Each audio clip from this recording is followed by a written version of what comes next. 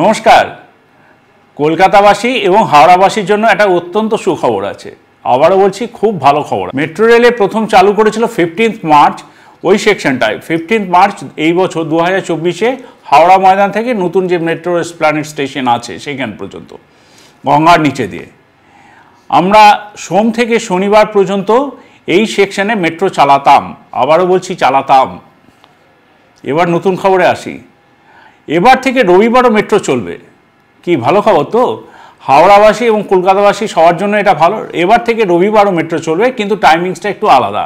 টাইমিংসটা যেটা হলো সেটা হলো দুপুর 2:15 থেকে রাত্রি 9:45 পর্যন্ত আমরা মেট্রো পরিষেবা দেব এই হাওড়া ময়দান এবং এসপ্ল্যানেডের মধ্যে। প্রত্যেক 15 মিনিট অন্তর অন্তর আপনারা মেট্রো পরিষেবা পাবেন 1 সেপ্টেম্বর থেকে।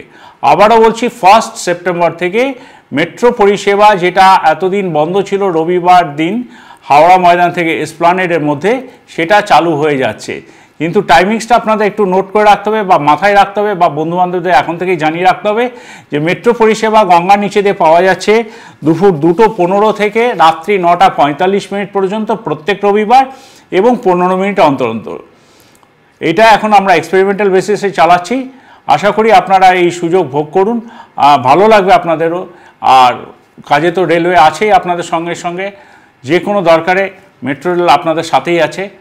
দেখা হচ্ছে তাহলে মেট্রো রেলে গঙ্গার নিচে এই রবিবার থেকে। প্রত্যেক রবিবার আপনারা আমাদের সঙ্গে সফর করুন। ধন্যবাদ।